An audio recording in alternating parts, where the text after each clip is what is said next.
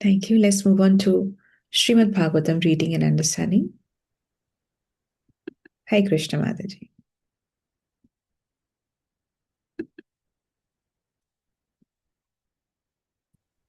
हरे कृष्णा माता जी, धन्यवाद, प्रणाम। Danu Prem आप Mataji. प्रणाम।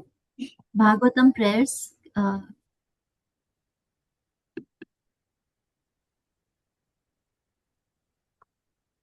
Who has a service for prayers?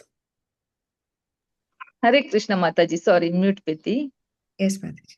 हरे कृष्ण माता जी, दंडवत प्रणाम। हरे कृष्ण राधा माता जी। ओम नमो भगवते वासुदेवाय। ओम नमो भगवते वासुदेवाय। ओम नमो भगवते वासुदेवाय। नारायणं नमस्कृत्य नरं चैव नरोत्तमं देवीं सरस्वतीं व्यासं ततो जयमुदीरयेत्। नष्टप्रायेषु भद्रेषु नित्यं भागवत सेवया भगवदुत्तमं श्लोके भक्तिर्भवति नौष्टिकी। कृष्णाय वासुदेवाय देवकी नन्दनाय च नन्दगोपकुमाराय गोविन्दाय नमो नमः। गोविन्दाय नमो नमः। हरे कृष्णा, दंडवत प्रणाम।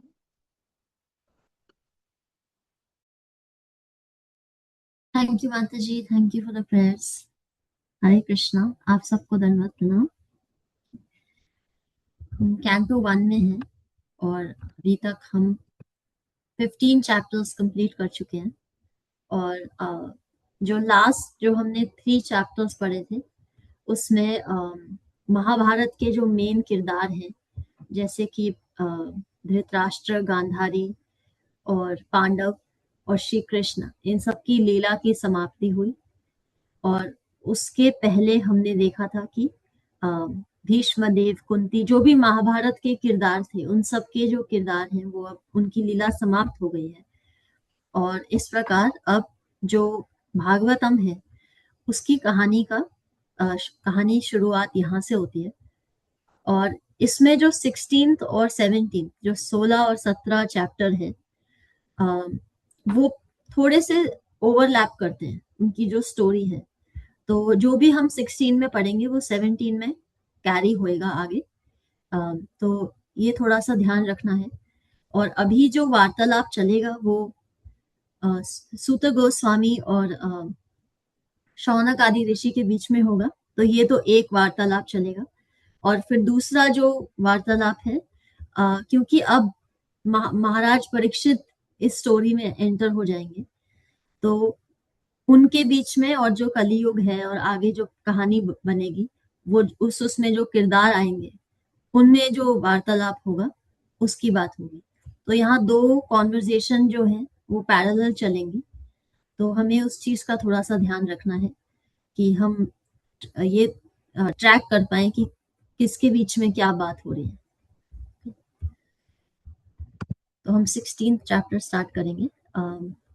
कैसे, किस प्रकार महाराज परीक्षित कलियुग को मिलते हैं इस चैप्टर में, उसकी चर्चा की जाएगी। सूतवाचा तथा परीक्षित द्विजावीर्य शिक्षया महिम महाभागवता शास असाह यथा हि सुतयाम अभिजात कोविदः समादिशन् विप्रा महद्गुणस्तथा। हरे कृष्णा, दंडवत प्रणाम माता जी।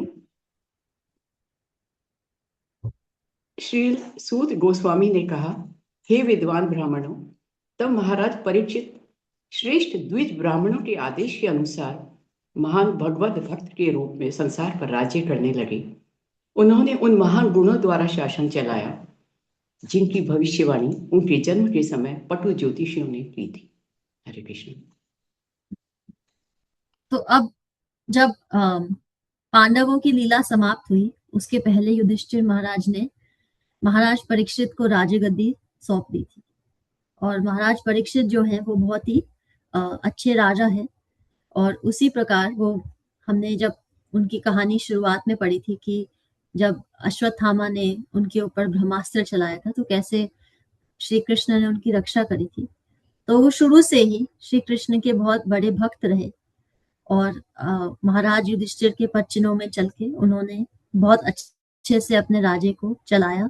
और जिस प्रकार वर्णाश्रम धर्म का पालन होता है, ब्राह्मण क्षत्रिय वैश्य शूद्र, उस प्रकार से वो अपने पूरे बैलेंस से अपने राज्य को चला रहे थे। जो ब्राह्मण उनको जो भी शिक्षा देते थे उसके अनुरूप वो अपने राज्य की जो सिचुएशन थी उसको देखते थे। जैसे कि जब हमने बहुत पहले जब चैप्टर पढ़ा था कि जब महाराज परीक्षित का जन्म हुआ था, जो 12th चैप्टर है इस कैंटो में, और उस समय जो उनके लिए बहुत सारी भविष्यवाणियां हुई थी कि किस प्रकार वो दुनिया और अपना राज्य चलाएंगे। तो उसी प्रकार जो महाराज परीक्षित हैं वो उसी प्रकार अपना राज्य चला रहे हैं। और सबसे अच्छी बात जो यहाँ पे समझने वाली है, क्योंकि वो भगवान के भक्त हैं, तो क्योंकि वो उनके आराध्य जो हैं वो श्री कृष्ण हैं, तो इस प्रकार जब हम श्री कृष्ण की पूजा अर्चना करते हैं, उनकी सेवा करते हैं, तो उनसे भी हमें बहुत सारी उनकी जो क्वालिटीज हैं वो हमें प्राप्त होती हैं। और इस प्रकार जो महाराज परीक्षित हैं वो महाभागवत हैं, क्योंकि वो सिर्फ अपनी भक्ति पे फोकस भी नहीं कर रहे और सिर्फ अपने राज्य पे भी फोकस नहीं कर रहे। वो ये भी जानते हैं कि किस प्रकार भक्ति को प्रैक्टिकली अपने राज्य के चलाने में अप्लाई किया जा सकता है। और भक्ति का मतलब यही होता है कि कैसे हम हर चीज को श्री कृष्ण तक जोड़ सके। जो भी चीज श्री कृष्ण से जुड़ी हुई नहीं होती वो पहली बात तो अधूरी होती है, और हम कितना ही प्रयास कर लें वो अधूरी रहती है। और जब वो अधूरी रहती है तो उसे पूरा करने के लिए हमारे अंदर ये भावना आ जाती है कि हम करता है, हम इस चीज के लिए रिस्पॉन्सिबल हैं, हम इसके निर्माता हैं और निर्देशक हैं। और जब हम उस मानसिकता से कोई काम करने की इच्छा रखते हैं, और ये हमें बात जान लेनी चाहिए कि उस मानसिकता से हम कभी प्रसन्नता या आनंद प्राप्त नहीं कर पाते, क्योंकि बहुत सारी जब भी हम कोई चीज को प्राप्त करने का प्रयास करते हैं तो उसमें बहुत बाधाएं आ सकती हैं। और जब हम अपने आप को कर्ता समझ लेते हैं तो फिर हम ये भी नहीं जान पाते कि उन बाधाओं से ऊपर कैसे उठा जा सकता है, या फिर बाधाओं की बजाय बहुत उपलब्धियां आ जाए तो वो भी आपकी मानसिकता को या जो बैलेंस है उसको खराब करने के लिए बहुत सक्षम होती है। तो यहाँ पे कहने का मतलब है कि ये राज ऋषि है, ये जो राज ऋषियों की पूरी चेन है, उसी हिसाब से महाराज परीक्षित भी अपनी राज्य को संभाल रहे हैं। जैसे कि उनके पूर्वजों पांडव ने और पांडवों से पहले भीष्म पितामह, उन सब ने जो राज्य चलाया उसी प्रकार वो इस राज्य का पालन कर रहे हैं। सेकंड वर्स, स उत्तरस्य तनयाम उपायेमा इरावतीम जन्मे जयादिंश चतुरस तस्याम उत्पादयत सुतान।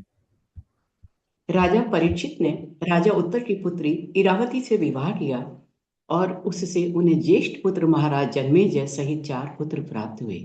हरे कृष्ण जी, थैंक यू माता जी। तो जो महाराज परीक्षित हैं उनका विवाह जो महाराज उतार हैं उनकी पुत्री से हुआ। जब पांडवों को वनवास मिला था 12 साल का, और 13वें साल में उनको ऐसे रहना था कि वो उनको कोई पहचान नहीं सके, तो उनकी आइडेंटिटी पता नहीं चले। तो वो एक विराट नाम के राजा हैं, उनके राज्य में रहे थे, अलग अलग वेशभूषा में, अलग अलग किरदारों में रहे वो। तो उनके जो पुत्र हैं उत्तर, उनके विराट के पुत्र हैं उत्तर, और वो महाराज परीक्षित से भी रिलेटेड हैं। तो उनकी जो महाराज उत्तर की जो पुत्री हैं इरावती, उनसे महाराज परीक्षित का विवाह हुआ। और यहाँ पे तात्पर्य में ये भी बताया जा रहा है कि महाराज परीक्षित और इरावती जो है वो एक प्रकार से रिश्तेदारी में थे, लेकिन क्योंकि वो एक ही गोत्र के थे और परिवार के थे, तो उस प्रकार उनको विवाह करने की अनुमति मिल गई। जिस प्रकार अर्जुन और सुभद्रा को मिल गई थी, क्योंकि अर्जुन और सुभद्रा भी कजन्स थे। क्योंकि कृष्ण जो हैं वो वसुदेव के पुत्र हैं और सुभद्रा जी भी उनकी पुत्री हैं, और अर्जुन जो है वो कुंती के पुत्र हैं, और कुंती जो है वो वसुदेव के परिवार से। तो इस प्रकार वो भी कजिन्स थे। लेकिन जैसे कि यहाँ कहा जा रहा है कि वैदिक सिस्टम में उस समय गोत्र पे ज्यादा एम्फेसिस दिया जाता था, और इस प्रकार उनका विवाह हुआ। और उनके जो पुत्र हैं जन्मजय, वो किंग महाराज परीक्षित के पुत्र हैं, जिनको एक्चुअली में अब राजगद्दी मिलेगी जब महाराज परीक्षित राज्य त्यागेंगे, और वो भी राजऋषि ही हैं। जैसे कि इनके परिवार में जो भी उस समय राजा थे वो राजऋषि ही हैं। और आगे जो जन्मजय हैं उनके भी 2 पुत्र हुए, ज्ञानातनिका और शंकुकर्ण। और इस प्रकार उन्होंने बहुत सारे क्योंकि वो राजऋषि थे तो उन्होंने भी बहुत सारे महायज्ञ किए थे, जैसे सर्प यज्ञ किए, क्योंकि जो तक्षक सांप है जो उनके पिता की मृत्यु के लिए कारण माने जाते हैं, उनको उनकी पूरी जो रेस थी, सर्पों की जो पूरी फैमिली रेस होती है, उसको उनको मारने के लिए उन्होंने सर्प यज्ञ भी किया। और इस प्रकार लेकिन जब उन्होंने ये सर्प यज्ञ किया तो बहुत सारे जो देवता थे और ऋषिगण थे, उन्होंने उनको कहा कि आपको ऐसा नहीं करना चाहिए। तो उन्होंने वो यज्ञ जो था वो रोक दिया, और जो भी ऋषिगण थे और देवी देवता थे उनको सैटिस्फाई किया कि मैं ये यज्ञ नहीं करूंगा। तो इस प्रकार जो जन्मजय थे उनको बहुत अपनी जो पूर्वज थे अपने पिता द्वारा बहुत ज्ञान प्राप्त था, और इस प्रकार वो भी राजऋषि ही बने, और आगे उन्होंने भी बहुत अच्छे से धर्म परायण होते हुए बहुत अच्छे से अपना राज्य संभाला। 3 आजहार श्वमेधां स्त्रीन् गंगायां भूरि दक्षिणान् शराद्वतां गुरुं कृत्वा देवा यत्राक्षि गोचरः। महाराज परीक्षित ने कृपाचार्य को अपना गुरु चुनने के बाद गंगा के तट पर 3 अश्वमेध यज्ञ किए। इन्हें आगंतुकों एवं निमंत्रितों को पर्याप्त दक्षिणा देकर संपन्न किया गया। इन यज्ञों में सामान्य लोग भी देवताओं का दर्शन पा सके। कृष्ण। थैंक यू माता जी। तो यहाँ पे 2 बातें इंपॉर्टेंट हैं। जब महाराज परीक्षित जब राज्य संभाल रहे थे तो वो राजऋषि थे, उनको ऑलरेडी भागवत ज्ञान मिल रहा था जैसे जैसे वो बड़े हुए थे, और अब भी जब वो राज्य का संचालन कर रहे थे तो वो भगवत ज्ञान से पूरी तरह से युक्त थे।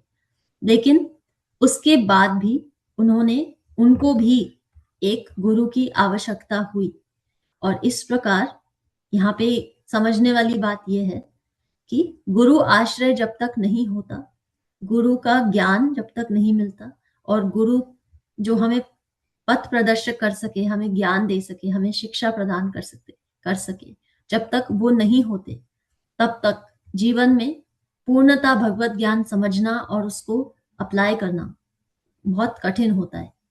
तो इस प्रकार महाराज परीक्षित जो स्वयं राजऋषि थे, उनके पूर्वज पांडव थे, वो स्वयं श्री कृष्ण के भक्त थे, उसके बावजूद भी उन्होंने अपने लिए एक उनके जो गुरु हैं कृपाचार्य, वो उनके गुरु बने, और उन्हीं की निर्देश में उन्होंने अश्वमेध यज्ञ किए 3 गंगा के किनारे पे। और इस प्रकार जो भी यज्ञ में जो लोग आए थे उन सबको उन्होंने बहुत भर भर के दक्षिणा दी। और यहाँ कहा जा रहा है कि ऐसे जो यज्ञ किए जाते थे उस समय, तो जो ऊपरी लोक हैं उनसे जो लोग आते थे, देवी देवता जो आते थे, वो भी इन यज्ञों में कॉमनली आ जाते थे। उस समय ऐसा ही होता था। लेकिन क्योंकि महाराज परीक्षित जो हैं वो भगवान के भक्त हैं, और वो बहुत ही धर्मपरायण है और उस प्रकार वो राज्य को चला रहे हैं। लेकिन क्योंकि वो भगवान के भक्त हैं और उनमें वो किसी प्रकार की कोई चीटिंग नहीं करते, तो ऐसे यज्ञ जब वो करा करते थे तब जो ऊपरी लोक के वासी थे और जो देवता गण थे, जब वो आते थे तो आम आदमी भी उनको देख पाता था, क्योंकि महाराज परीक्षित का जो चरित्र था वो इतना बलवान था कि उनके लिए देवता गणों का आना, देवताओं गणों को ऐसा लगता था कि हमारे लिए वहां जाना लाभदायक है, क्योंकि ये महाराज परीक्षित द्वारा यज्ञ किया जा रहा है। तो इसी प्रकार जब तारा माता जी, हम जो फर्स्ट पैराग्राफ है उसे रीड करेंगे, तो आप प्लीज रीड कर दीजिए। इस श्लोक से लगता है कि स्वर्ग के निवासियों द्वारा अंतर्ग्रहीय यात्रा सुगम है। श्रीमद् भागवतम में अनेक स्थलों पर हमने देखा है कि प्रभावशाली राजाओं तथा सम्राटों द्वारा संपन्न होने वाले यज्ञों में स्वर्ग के निवासी भी भाग लेने हेतु पृथ्वी पर आया करते थे। यहाँ भी हम पाते हैं कि महाराज परीक्षित के अश्वमेध यज्ञ में अन्य ग्रहों के देवता यज्ञोत्सव के कारण सामान्य व्यक्ति को भी दिखाई दे रहे थे। देवता सामान्यतः आम मनुष्य को दृष्टिगोचर नहीं होते, ठीक उसी प्रकार जिस प्रकार श्री भगवान नहीं दिखते, किंतु जिस प्रकार श्री भगवान सामान्य व्यक्ति के लिए दृश्य होने के निमित्त अपनी अहेतु की कृपा से अवतरित होते हैं, इसी प्रकार देवता भी सामान्य व्यक्ति को अपनी कृपा से दृष्टिगोचर हुए।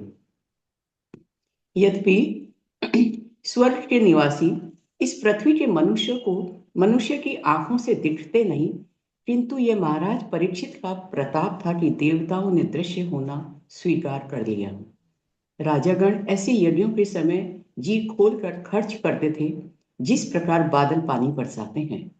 बादल आखिर पानी का दूसरा रूप ही तो है, अथवा दूसरे शब्दों में पृथ्वी का पानी ही बादलों में रूपांतरित होता है। इसी प्रकार ऐसे यज्ञों से राजाओं द्वारा दिया गया दान प्रजा से ही संग्रह किए गए कर का दूसरा रूप होता है। किंतु जिस प्रकार जब प्रचुर वर्षा होती है तो वह आवश्यकता से अधिक प्रतीत होती है, उसी प्रकार ऐसे राजाओं द्वारा दिया गया दान भी प्रजा की आवश्यकताओं से अधिक प्रतीत होता है। संतुष्ट प्रजा कभी राजा के विरुद्ध संघर्ष नहीं करती, अतएव राजतंत्रीय राज्य को परिवर्तन की कोई आवश्यकता नहीं पड़ती थी। माता जी। परीक्षित तो यहाँ पे ये बात कही जा रही है कि क्योंकि महाराज परीक्षित का चरित्र, वो इतने चरित्रवान हैं और सत्यवादी हैं, तो वो इतनी चैरिटी दे पाते थे और उन्हीं की इस चरित्र से जो देवता गण थे वो भी आम आदमी को दर्शन दे देते थे। तो यहाँ कहा जा रहा है, अगर हम इसको ध्यान से समझें, कि भक्ति में कितनी ताकत होती है, कि भक्ति से हमारा चरित्र भी बलवान बनता है, हमारी विचारधारा भी बलवान बनती है, और देवतागण जो भगवान के कैबिनेट मिनिस्टर हैं वो भी हमारे को दर्शन देने के लिए आतुर हो जाते हैं। उनसे हमें अपॉइंटमेंट नहीं लेना पड़ता, उनको हमसे अपॉइंटमेंट लेना पड़ता है। भक्ति में इतनी पावर होती है। और हमें ये बात समझनी चाहिए कि जो भक्त होता है वो भुक्ति और मुक्ति दोनों नहीं मांगता भगवान से, वो तो उसके भक्त के द्वार पे खड़ी होती हैं कि आप हमसे कुछ, आप हमें बताइए आपको क्या चाहिए। क्योंकि जिसके दिल में गोपाल है, जिसके दिल में श्री कृष्ण ने जगह रखी हुई है, उसके पीछे तो पूरा जगत भागेगा। और फिर जब हम जाके भगवान से कंप्लेन करते हैं कि आपने हमें सब कुछ दिया, बस ये नहीं, एक छोटी सी चीज नहीं दी, तो फिर हम अपनी जो भक्ति है उसकी पावर को हम समझ ही नहीं पा रहे हैं। हम उसका मिसयूज करते हैं या उसकी पावर को अभी तक समझे नहीं है।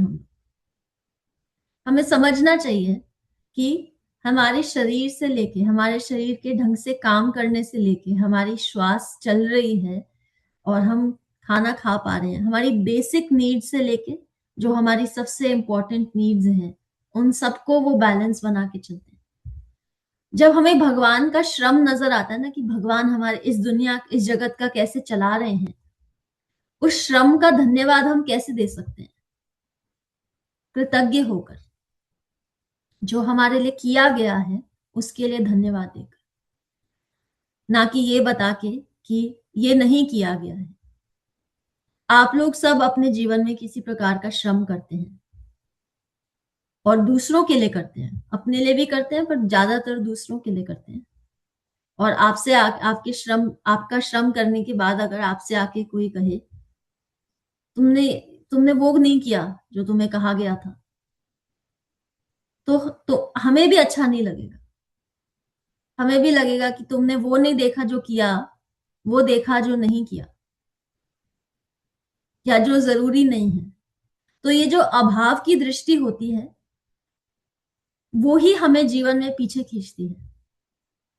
और ये बात हमें मान के चलनी चाहिए कि जैसी हमारी दृष्टि होगी वैसी ही हमारी सृष्टि होगी। जिस दृष्टि से हम जगत को देखते हैं और जगत को एक्सपीरियंस करते हैं, वो ही दृष्टि हमारी सृष्टि बन जाती है। हम अभाव और कमी की दृष्टि से देखेंगे तो हमें हर जगह अभाव और कमी नजर आएगी। हम ये देखेंगे हमारे पास सब कुछ है, जितना मांगा था उससे ज्यादा है, जो मांगा भी नहीं वो भी है। आजकल ये जो हम पावर ऑफ पॉजिटिविटी की बातें करते हैं ना, अबंडेंस माइंडसेट, कि हमारे पास तो सब कुछ है, आप इस प्रकार से अपना दृष्टिकोण अपना बनाइए कि आप कुछ भी मैनिफेस्ट कर सके। एक्चुअली यही हम आजकल बहुत कॉमनली ये रील्स और वीडियोस आती हैं, लेकिन उनका बेसिस कोई समझ ही नहीं पाया। अगर आपका हृदय खाली है और आप दुनिया में पहचान बनाने की कोशिश कर रहे हो, दुनिया की चीजों से उसको भरने का प्रयास कर रहे हो, तो आपके मन में हमेशा अभाव ही रहेगा। पर आप कृष्ण को जब अपने हृदय में स्थान देने का प्रयास करोगे, आप इतने भर जाओगे, इतने ज्यादा भर जाओगे कि आपको मैनिफेस्टेशन की आवश्यकता नहीं पड़ेगी। आप सोचोगे भी नहीं, ले उससे पहले भगवान आपके जीवन में वो सब ला देंगे। आप भगवान हमसे कुछ कमी नहीं रखना चाहते। वो जो भी हमें अरेंजमेंट्स दे रहे हैं वो उस परिस्थिति के लिए परफेक्ट होते हैं। ये हमारा संशय होता है भगवान पे, ये हमारी भक्ति की कोई कमी है, ये हमारी अभाव की दृष्टि है, और ये जगत से हमारी जो हम पहचान बनाने की कोशिश रखते हैं, जो हमारी एक चेकलिस्ट है, ये भी हो जाए, ये भी हो जाए, ये भी हो जाए। हम जब उस दृष्टि से भगवान के पास जाते हैं तो फिर हमें अभाव ही अभाव नजर आता है। और जब हम किसी चेकलिस्ट से नहीं जाते और इस विश्वास से जाते हैं कि आपने जिस प्रकार हमें परिस्थितियां दी हैं और जिस प्रकार आप हमें रख रहे हो, हमें संपूर्ण विश्वास है कि आप हमारी हर चीज की रक्षा करोगे और जो जो हमारी जरूरतें हैं उनको समय अनुसार पूरा करते जाओ। तो ये हमारी चॉइस होती है कि हमें रोज अभाव के साथ जगत को देखना है, उस संकुचित हृदय के साथ जो पूरे समय से कोशिश करता रहता है हमें कन्विंस करने की कि बस ये एक चीज तुम्हें मिल जाए तो तुम्हारी लाइफ परफेक्ट हो जाएगी। और हम ये सब एक्सपीरियंस से जानते हैं, वो एक चीज मिलेगी उससे पहले आपके पास एक नई लिस्ट हो जाएगी कि अब ये हो गया, अच्छा अब ये भी दे दो। हम अभाव को जन्म खुद देते हैं, हम अभाव के साथ पैदा नहीं होते। जब कोई नवजात शिशु बच्चा जगत में पैदा होता है, उसको नहीं मालूम होता अभाव क्या होता है। हम जगत को देख देख के अभाव को जन्म खुद दे देते हैं, क्योंकि हमारी मानसिकता है एक दूसरे से कंपेयर करना। अगर हम किसी के बाहरी दृष्टिकोण से अपने अंदरूनी दृष्टिकोण को कंपेयर करेंगे तो ये कंपैरिजन बहुत गलत है। आप सेब और नाशपाती को कंपेयर कर सकते हैं, एप्पल या ऑरेंज को कंपेयर कर सकते हैं? नहीं। उसी प्रकार हम अपने अंदर की स्थिति को किसी की बाहर की स्थिति से भी कंपेयर नहीं कर सकते। वो ऐसा कोई स्केल नहीं बना जो अंदर की प्रॉब्लम्स को नाप ले और उसी को किसी के बाहर से नाप ले। ऐसा कोई मशीन नहीं है, ऐसा कोई इक्विपमेंट नहीं बना है, ना बनेगा। तो अभाव की दृष्टि को हमें जन्म नहीं देना चाहिए जब हम भक्ति में आए। वो हमारी बाधा हम खुद ही बना देते हैं, और वो हमारे रास्ते में जितना अभाव हम रखते हैं उतना ही हम भक्ति से दूर होते जाते हैं। हमें इनकरेजमेंट नहीं मिलता। हमने अभी कुछ समय से ये बात करी थी कि इम्पोर्टेंट और अर्जेंट में क्या डिफरेंस होता है। हमारे लिए भक्ति अर्जेंट क्यों नहीं बन पाती? क्योंकि हमें लगता है ये लिस्ट पहले कंप्लीट हो जाए, उसके बाद जो ये महासागर की लहरें हैं ये शांत हो जाएंगी, और फिर मैं 24 घंटे माला जपूंगी। कभी महासागर की लहरें शांत हुई हैं? कभी हो सकती हैं? नहीं। ये मन महासागर है, इसमें प्रवाह होता रहेगा विचारों का, इच्छाओं का, जो कभी शांत नहीं होगा। पर भगवान क्या कहते हैं? जो बुद्धिमान व्यक्ति होता है वो, जैसे नदियां महासागर में आती हैं पर महासागर डिस्टर्ब नहीं होता। नदियां फिर डिस्टर्ब हो जाती हैं, आज सूखा पड़ गया, आज बाढ़ आ गई, आज जम गई, पर महासागर एक ही प्रकार रहता है।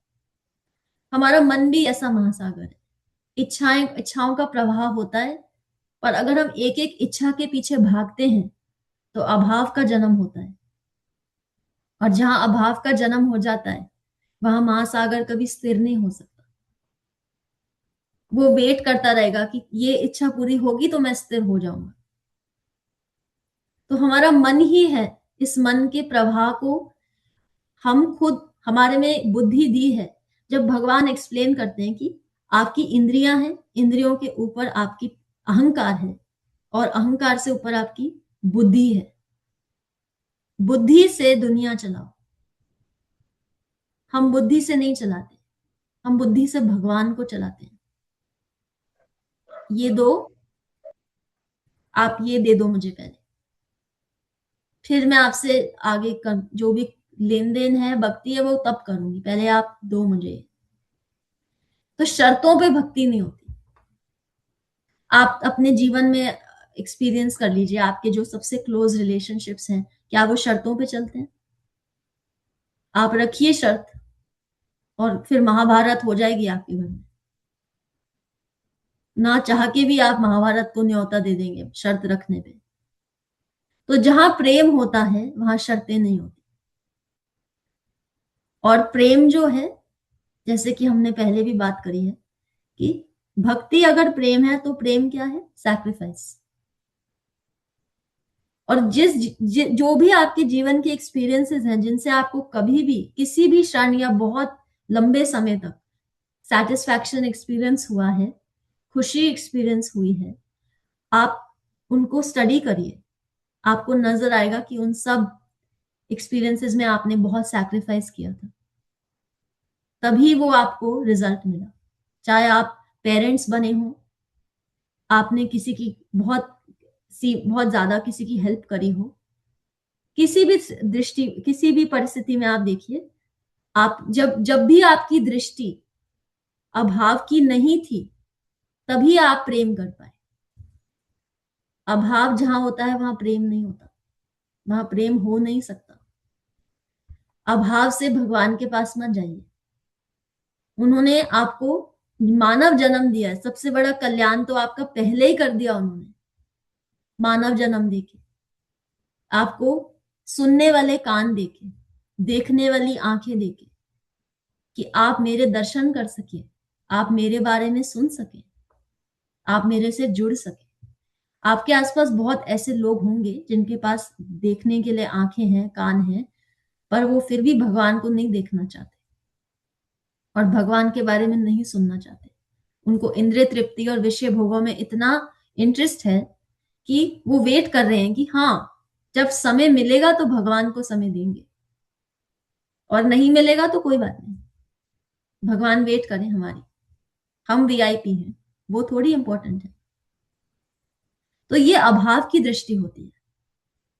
और ये डिसीजन हम पल पल ये डिसीजन लेते हैं कि हमें जीवन को अभाव से देखना है या नहीं देखना है, क्योंकि इच्छाओं का प्रवाह नहीं रुकेगा। पर जहां आप अभाव को त्याग देंगे और भगवान से जाके कहेंगे कि आपने मेरे को इतना कुछ दिया है, आपकी विश लिस्ट मुझे दे दो, आपकी लिस्ट में क्या है जो मैं कर सकूं, आपका क्या निमित्त बन सकूं, तो ठाकुर जी पीछे पीछे चलेंगे आपके। आप ठाकुर जी के पीछे नहीं चलोगे। तो ये दृष्टिकोण इतना जरूरी है जीवन में। और इसीलिए भागवतम हमें यहाँ क्या बता रही है कि महाराज परीक्षित राजा थे, राज ऋषि थे, तब भी उन्होंने गुरु का चुनाव किया और वो इतने भक्ति से पूर्ण थे कि उनको एक भी समय, जब भी वो कोई बड़े से बड़े यज्ञ करने लगे तो देवतागण उनको देखने आए, देवतागण उनके राज्य का दर्शन करने आए, उनके राज्य जो प्रजा थी उनका दर्शन करने आए, क्योंकि कृष्ण के भक्त होते ही ऐसे हैं। पूरी दुनिया उनके पीछे भागती है क्योंकि उनके हृदय में कृष्ण है। जैसे विदुर के लिए कहा गया कि आप तो चलते फिरते तीर्थ हो, आप तो जहां जाते हो उस जगह का कल्याण कर देते हो, तो क्या हमारे पास वो काबिलियत नहीं बन सकती? पर ये अभाव की दृष्टि को हम थोड़ा सा नजरअंदाज करने का प्रयास करें और जो हमारे सामने भगवान है उनकी विश लिस्ट मांगे। ये हमारी भगवान के प्रति जो हमारा भाव है वो ये होना चाहिए। तो हम यहाँ स्टॉप करेंगे। Thank you. हरे कृष्णा। आप सबको दंडवत प्रणाम। आपके कोई प्रश्न है तो बताइए। हरे कृष्ण। माता जी एक पूछना चाह रही थी कि विराट राजा की पुत्री थी उत्तरा, क्या वो उत्तर उन्हीं के भाई थे जिससे अर्जुन ने शादी करी थी? क्या वही विराट राजा? क्योंकि 8 साल जो उनके यहाँ रहे थे तो जी उत्तर से उसके बाद शादी हुई थी उनकी, तो ये उत्तरा और वो उत्तर वही विराट राजा से कनेक्टेड है जो या? विराट राजा है उनके पुत्र हैं उत्तर। जी। क्या और उस उनकी पुत्री भी थी क्या उत्तरा जिससे अर्जुन की शादी हुई थी? नहीं, उत्तरा जो है जो पहले महाभारत में आई थी वो उनकी विवाह अभिमन्यु से हुई थी, अर्जुन के पुत्र से हुई। लेकिन वही उत्तर और उत्तरा सेम है, मतलब भाई बहन है। उन्हीं विराट राजा की पुत्री है, एक ही राजा है वो। अभिमन्यु से पुत्री हुई, अभिमन्यु से जी अर्जुन की माता शादी हुई। जी, उनके पुत्र हैं उत्तर और उनकी पुत्रा थी उत्तरा। जी। और उत्तरा का जो विवाह है अभिमन्यु से हुआ था। और यहाँ पे जो उत्तर है उनकी पुत्री जो है इरावती, उनका विवाह महाराज परीक्षित से हुआ था। जी जी। थैंक ये यू। बहुत सुंदर बताते हैं आप। आपके सेंटेंसेस रियली में बहुत अच्छे होते हैं कि थैंक यू। अभाव को हम जन्म देते हैं। बहुत ही खूबसूरत, थैंक यू। लाइफ के प्रति बहुत खूबसूरत बताते अच्छा हैं। जी, आज के सेशन को मैंने थोड़ा थोड़ा नोट करना शुरू किया है। मतलब क्या नोट करूं और क्या छोड़ूं, बहुत अच्छा आपने समझाया, बताया, बहुत बढ़िया। Thank you. Thank you. Thank you.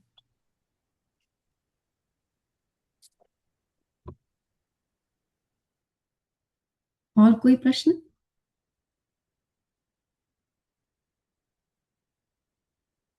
मंगल ध्वनि। हरे कृष्णा। धन्य प्रणाम सभी को। धन्य प्रणाम राधा माता जी, धन्य प्रणाम वैकुंठ वासिनी माता जी, धन्य प्रणाम सभी को। हरे कृष्णा। मंगल ध्वनि। जय ओम विष्णु पदाय डिवाइन ग्रेस एसी भक्ति वेदांत स्वामी श्री प्रभुपाद की जय। श्री भक्ति सिद्धांत सरस्वती ठाकुर गोस्वामी महाराज जी की जय। अनंत कोटि वैष्णव वृंदा की जय। नामाचार्य श्री हरिदास ठाकुर की जय। श्री श्री राधा माधव की जय। श्री पंच तत्व की जय। श्री जगन्नाथ बलदेव सुभद्रा की जय। श्री प्रहलाद नरसिंह भगवान की जय। श्री तुलसी महारानी की जय। श्री पतित पावन गौर निताई की जय। श्री गौर निताई प्रेमानंदे हरि हरि बोल। All glories to assembled devotees Hari Hari बोल। एकत्रित भक्तों की जय हरि हरि बोल। श्री गुरु और गौरांग की जय हरि हरि बोल। श्री प्रभुपाद की जय हरि हरि बोल। प्रेम से कहो श्री कृष्ण चैतन्य प्रभु नित्यानंदा श्री अद्वैत गदाधर शिवसादि गौर भक्त वृंदा की जय। राधा कृष्ण गोप गोपीनाथ राधा कुंड श्याम कुंड गिरि गोवर्धन ब्रज भूमि वृंदावन धाम की जय। चंद्रोदय मायापुर नवदीप धाम की जय। गंगा मई यमुना मई की जय। राम सीता लक्ष्मण हनुमान की जय। ट्रांसजेंडर बुक डिस्ट्रीब्यूशन की जय। महाप्रसादम की जय। हरिनाम संकीर्तन की जय। वांछा कल्पतरुभ्यश्च कृपा सिंधुभ्यश्च पतितानां पावनेभ्यो वैष्णवेभ्यो नमो नमः। हरे कृष्णा, दंडवत प्रणाम। Thank you Krishna, thank you for सेवा।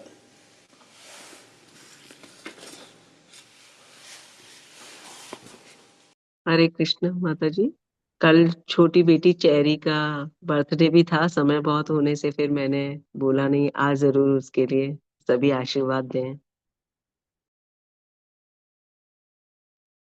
श्वेता माता जी, आप सेशन का एंड करेंगे। Okay, Mataji, thank you. Thank you for giving the service.